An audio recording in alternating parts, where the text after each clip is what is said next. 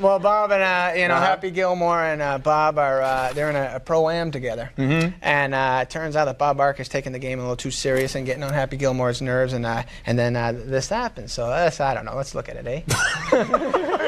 For nearly 30 years, Happy Gilmore has been the loudest, wildest golf movie ever made. But there's a layer you've never noticed. Hidden behind the flying fists, broken clubs, and Bob Barker beatdowns are gags, glitches, and inside jokes that slipped right past audiences. Until now. Adam Sandler just pulled back the curtain on what really happened behind the scenes. And once you hear what was never meant to make the final cut, you'll never watch it the same way again. From background chaos to a very expensive mistake, there's one detail in particular that fans missed completely. The one-liner that slipped in. Ask anyone to quote Happy Gilmore, and odds are the first thing out of their mouth will be, "The price is wrong." It's crude, it's unexpected, and it's unforgettable. A line that somehow perfectly captures the film's chaotic, juvenile energy. But what most fans don't realize is that this now iconic moment wasn't even in the original script. According to Adam Sandler, the line was a spontaneous ad-lib that happened while filming the infamous golf course brawl with legendary Price is Right host Bob Barker. It was meant to be a one-off joke between takes, something to break the tension and get the crew laughing. It worked, almost too well. As the cameras rolled, Sandler threw out the line on instinct, not expecting it to make it into the final cut. The set erupted in laughter. Cast, crew, and even Barker himself couldn't hold it together. Everyone assumed the line would be cut, either by the studio or the ratings board, for being too vulgar or too ridiculous. But when test audiences saw the scene with the insult intact, they howled with laughter. It was raw, unpolished, and utterly hilarious. Against all odds, the line stayed, and it quickly became one of the most quoted moments in 1990s comedy. Bob Barker's answer to the line was even more shocking than one would expect it to be. Instead of getting insulted, he just took it. In fact, he asked for a second take so that he could do it tougher on Sandler, according to some reports. Barker, according to Sandler, was very much into the slapstick energy of the scene and really saw it as an opportunity to reinvent his earlier straight-laced television image. He did not want to be only the guy from The Price is Right, was the message of Sandler as taken from the interview. He wanted to throw a punch, and he did. What made the moment even more remarkable was how it bridged two very different entertainment worlds. Bob Barker, long known for his calm, grandfatherly demeanor on daytime TV, collided head-on with the reckless absurdity of Sandler's comedy. And the result was cinematic gold.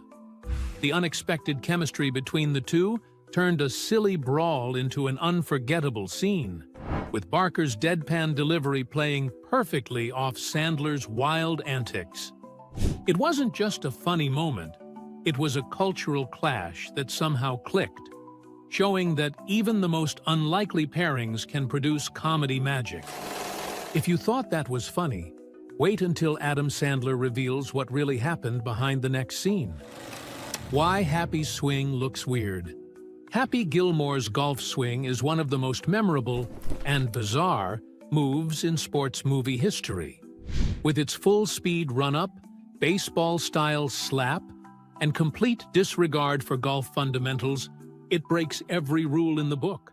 It's wild, it's loud, and somehow it works. But what most fans don't realize is that the now iconic swing wasn't crafted in a writer's room or designed by a golf pro. It actually came from Adam Sandler's real-life frustration on the golf course after shooting Billy Madison. Tired of slicing every shot, Sandler ran up to the ball in a moment of pure comedic rage, and to his shock, hit it dead straight. That throwaway experiment turned into a light. An image struck of a failed hockey player bringing his aggression and unorthodoxy to the game of golf. It was ridiculous enough to work, and hilarious enough to base an entire character around. The Happy Gilmore swing became the perfect physical expression of the character's complete lack of refinement and his raw, untamed energy. How they all knew it was funny right off the very first test shots. It had been central to the interactions between Happy and the snobbish world of country clubs and etiquette, not just a gimmick. But what fans will almost never notice, though, is that the swing looks different from scene to scene. Sometimes a little more crooked, other times just a little bit slower. That's because on the very first day of really practicing the swing for the film, Sandler decided to warm up by running, only to pull a groin muscle, not enough to stop the production, but painful enough later to mess with his movements for the rest of it. "I pretty much just limped through the whole movie," says Sandler. So, yeah, the swing was weird, but that limp was real. No injuries for Sandler, but he still played into the weirdness. It actually gives that even more character to the part, making Happy feel that touch more reckless and unpredictable. The crooked swing became part of the charm visual cue that Happy was never going to fit in with the norms of the traditional golfer. His run-up wasn't just funny, but chaotic and dangerous, making every shot seem like it could end in triumph or total disaster. In the end, that imperfect limping swing became a perfect metaphor for Happy Gilmore himself, flawed, furious, and strangely effective. What began as an indignant outcry on a golf course became transformed into one of the most recognizable and beloved idiosyncrasies in sports comedy: Shooter McGavin's background actor antics. Christopher McDonald's portrayal of Shooter McGavin in Happy Gilmore remains one of the great comedic villain performances of the 1990s. He brought just the right mix of smug arrogance, fake charm, and unearned confidence to create a character fans loved to hate. With his slicked-back hair and self-satisfied smirk, Shooter embodied the country club elitism that Happy was constantly crashing into, sometimes literally.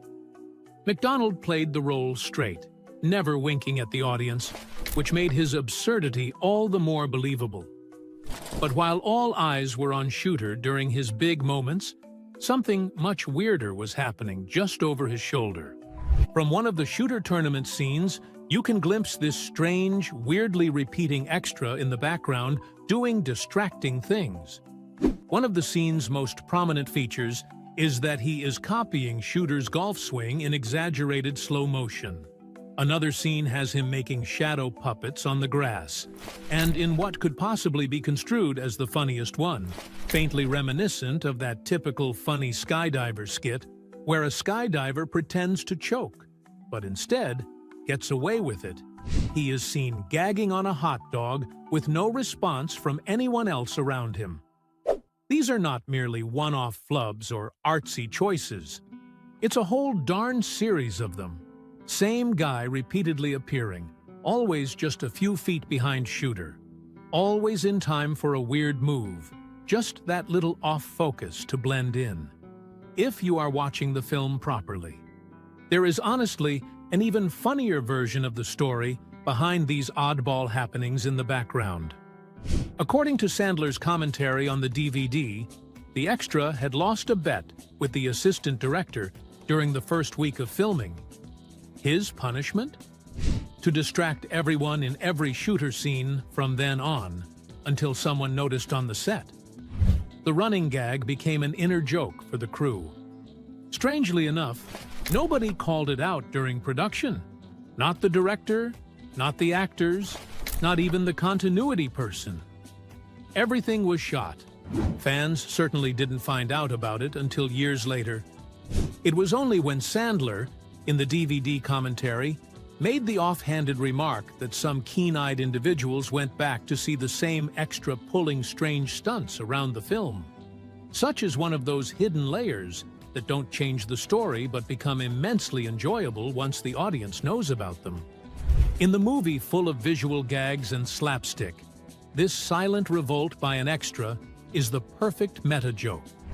It reminds the audience that once in a while, even during the tightest shots, chaos reigns, if you're paying just a little attention. It also proves some of the biggest laughs don't come from the stars, but from that guy choking on a hot dog in the background.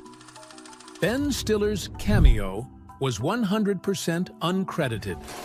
One of the most unexpectedly hilarious parts of Happy Gilmore is the brief but unforgettable appearance of a twisted nursing home orderly with a fake smile, a thick mustache, and absolutely no regard for the elderly.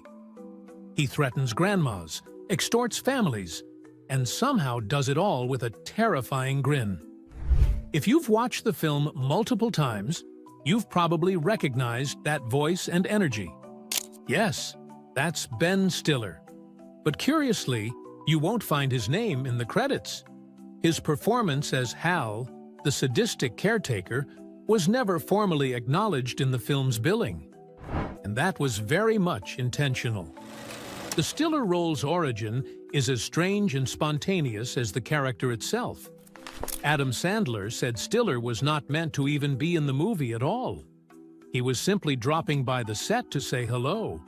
But somewhere in the joking and bantering between takes, he started improvising this over-the-top nursing home character. The voice, mustache idea, passive-aggressive threats. It was all Stiller, completely off the cuff. The cast and crew were laughing so hard, Sandler finally asked him to step in and actually play the part for a quick scene. What was supposed to be a throwaway gag suddenly became one of the most memorable roles in the entire movie. After doing one scene, the response was so great that they brought Hal back later in the movie, according to the writers. Stiller returned in ridiculous disguise and added even more unscripted lines. His character made a swing from fake nice to a full-on threat. It was rich comedic gold, all his invention. In fact, many of Hal's lines like, "You can trouble me for a warm glass of shut the hell up," weren't even in the script. He improvised those completions, and the cast had to fight hard not to break character mid-scene. According to Sandler, during a later conversation, it would be funnier if people were like, "Wait, was that Ben Stiller?" when it came to crediting the movie. So they planned to add Stiller's name to the credits, and then they had a change of heart. This became a long-running joke that has confused many first-timers even today. Over the years, this uncredited appearance has achieved a cult status of its own: the Subway sandwich prop disaster. One of the more bizarre and oddly specific running gags in Happy Gilmore is Happy's deep and genuine love for Subway sandwiches. It's such a prominent part of the film that most fans assume it was baked into the script from the start. But surprisingly, the entire Subway subplot wasn't planned at all. It came about midway through production when Subway approached the studio with a sponsorship offer. The production team saw it as an opportunity for some quick product placement and a little extra budget padding, and quickly got to work crafting a fake in-universe Subway commercial starring Happy himself. The result is the now iconic commercial sequence where Happy, mid-training montage, grins his way through a cheesy Subway endorsement. It's intentionally low-budget, hilariously upbeat, and somehow fits perfectly into the movie's chaotic tone. What fans might not know is just how fast it all came together. The entire commercial sequence, from scripting to shooting to editing, was completed in a whirlwind 48 hours to meet contractual deadlines.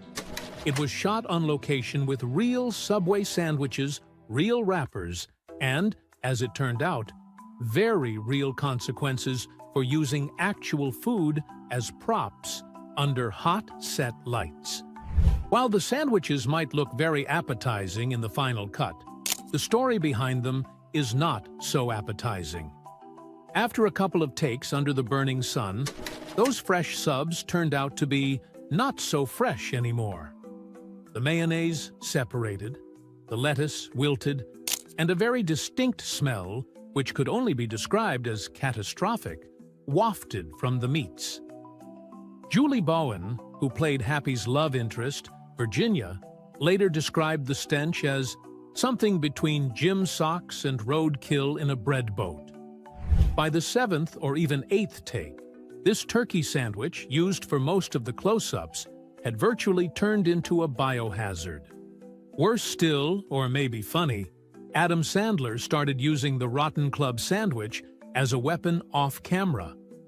Members of the crew say he waved it like a weapon and chased away lingering extras or perhaps unsuspecting production assistants who wandered too close. Some even say that in the end, the sandwich went radioactive, sealed in a plastic bag, and buried far away from the set. It had its own chair, joked one grip many years later. You're not prepared for how insane the next behind-the-scenes detail really is. Even Adam couldn't believe it made the cut. Chubbs's fake hand was never right. Carl Weathers brought a unique blend of wisdom and slapstick to the role of Chubbs Peterson, the one-handed former golf pro who becomes Happy Gilmore's reluctant mentor. One of the film's most memorable gags is Chubbs's comically fake wooden hand, which he claims to have worn ever since an alligator bit off his real one. The prop itself became a running joke, stiff, awkward, and wildly exaggerated, but what most fans don't realize is just how inconsistent that hand really was from scene to scene. Once you notice it, you can't unsee it. The wooden hand was deliberately made to appear very cheap, part of the gag that Chubbs was so proud, or broke, that he wouldn't purchase a better prosthesis. During the filming, at least 6 different versions of the hand were used, each slightly different from the other, and very often turned up in the wrong scene. For instance, one version was too small, another too shiny, while one had fingernails visible, yet another bent at the knuckles, which for a wooden prosthetic is just plain stupid. They used any hand and had no concern about whether they matched. Continuity was rapidly disposed of. "We never tried to keep any of them consistent," Sandler said. "We would just take whichever one was not broken that day. Half of them were cracked. One had dog bite marks, and we lost the good one halfway through the shoot." The hand had a reputation for being very fragile. It broke in half during several takes, got smashed indoors, and even melted a bit under bright lights. Eventually, it ended up being less of a headache and more of a good time for the crew, who would bet on whether anybody in the audience or even the director would notice. The gag itself went beyond the set. Carl Weathers purposely made the prop ridiculous by waving sometimes with the wrong hand to see if the editors were actually paying attention. In one instance, we can see Chubbs holding something casually in a wooden hand as if it functioned. The goof remained as the team decided to allow it to remain. After all, Happy Gilmore was never meant to be a polished movie. Rather, it was indeed supposed to be chaotic. The fight that was actually real. The golf course brawl between Happy Gilmore and Bob Barker is arguably the most unforgettable scene in the entire film. It's absurd, unexpected, and endlessly quotable. In fact, one of the most shocking punches in the scene was completely real, not part of the choreography, and not even planned. It turns out Bob Barker was more than just a TV icon. He was a surprisingly capable stunt performer. The production staff felt stunned by Barker at the age of 72 when he insisted on performing all his own fight sequences. It was believed that for most of the physical action, Barker would have to step aside and leave it to a double. However, eager to be a part of the real action was Barker, an avid martial artist who trained regularly in karate with Chuck Norris. His interest in doing his own stunts actually translated into an insistence. "I didn't want to double," Barker once said. "If I'm going to be in a fight, I want to throw the punches myself." Caught unawares by the enthusiasm of Barker, Sandler went along with it, but things became a little too realistic in one specific take. As Sandler was going to throw a fake punch, he turned it a bit too early to escape from the hit. Barker, believing that he was doing what was choreographed, went ahead to give what turned out to be a much harder punch. The shout from Sandler, "The hell was that?" was not the work of acting, for Sandler really had just been clocked by the legendary host of The Price is Right. The entire crew was left absolutely hanging. For a split second, nobody knew if they were going to be cutting the take or if there was going to be a break. But then, of course, Sandler came to realize what it was, and at that point, he burst into laughter. The whole thing was picked up on camera, and the take was so perfectly chaotic that they decided to go with it.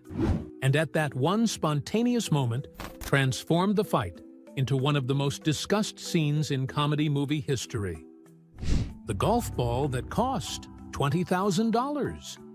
In a movie filled with wild moments and physical comedy, one of the most impressive sequences in Happy Gilmore is a trick shot that feels almost too perfect to be real. The scene features Happy sinking an improbable putt after the ball ricochets off a construction tower, bounces into a moving cart, rolls down a slope, and miraculously drops into the hole. It has all the flair of CGI, but here's the twist. It wasn't digital at all. The production team insisted on doing it practically, and the result was one of the most expensive and frustrating moments of the entire shoot. Is it true that shooting such a shot takes 2 days to shoot? The crew had to set up ramps, guides, and carefully timed cues to determine the ball's path by itself, resetting the whole course whenever something went wrong, which was pretty often. Weather changes, a tiny piece of debris redirecting the ball, almost all that could go wrong did. After dozens of takes with no success, they finally got it right. The ball rolled precisely according to plan, the camera rolled as well, or so they thought. Right after celebrating, the team was happily going through footage only to realize that the camera jammed, and the perfect take turned out unusable. Not shirking, they reset and went for another take. This time again, the ball made it through the elaborate setup, but while the crew rushed in to mark the shot, it rolled away off a slight incline and disappeared down into some drain pipe nearby. That ball, custom-painted prop, made to match the final scene's light and angles, was gone. And that wasn't just any golf ball. The current price for that ball is $20,000. It has been specially coated and finished to the visual tones of the scene, supposed to reflect just enough light without glaring on camera. It even had micro-detailing to match the continuity of earlier shots. There were only 2 of them made for filming. Losing one was no small setback. At the end of the show, Sandler got the last one remaining as a souvenir, and he's actually supposed to keep it in a glass display case with the larcenist inscription attached. Most expensive ball I never hit. Hockey Easter eggs everywhere. One of the core elements of Happy Gilmore's character is his identity as a failed hockey player trying to make it in the ultra-conservative world of professional golf. That contrast drives much of the film's humor, but what many fans don't realize is how deeply that hockey DNA is embedded into the film itself. Beyond the obvious references, like Happy wearing his Boston Bruins jersey or breaking into hockey-style brawls, there's a hidden layer of subtle nods and Easter eggs peppered throughout nearly every golf scene, and most viewers have never noticed them. Adam Sandler, along with members of the costume and prop departments, has stated that there is at least one hockey reference in every sequence involving golf, and some of these are so subtle as to be nearly invisible. Take, for instance, Happy's wardrobe. Many of the colors and numbers on his shirts reference famous hockey jerseys. At one point, he wears a green and yellow combination, which goes with the old Minnesota North Stars colors. At another point, the number on Happy's cap matches that of Ray Bourque's jersey, a nod in reverence to one of Sandler's childhood hockey idols. Happy's equipment is another tribute to his hockey background. His golfing glove is taped like a hockey stick and follows a rough cross-pattern wrap that would never be used by any self-respecting golf aficionado, yet it comes second nature to any hockey player. He holds his club with an extremely wide separation between his hands, resembling a slap shot setup rather than a proper golfer's stance. These weren't accidents. They were purposeful design choices made by Sandler and the creative team meant to convey the idea that Happy had never been off that rink for golfing, wherever he went. Shortly after the release of the film, a die-hard fan isolated what may have turned out to be a very surprising revelation. Super crazy sight of a tournament scoreboard in one of the scenes. And the fan found out that some players' scores perfectly coincided with the memory of a famous NHL player's stats goals, assists, or jersey numbers. Once the theory hit the online media, Sandler confirmed it during a Reddit AMA. Yeah, we snuck in a lot. That was our way to say, Happy never really left the ice. It was deservedly an inside joke, but filled with love for the sport. The putt that wasn't planned. The climax of Happy Gilmore is one of the most memorable endings in sports comedy history. Happy, bruised but determined, lines up a putt amid the wreckage of a collapsed tower, banking the ball off scaffolding, bouncing it through obstacles, and somehow sinking it to win the tournament.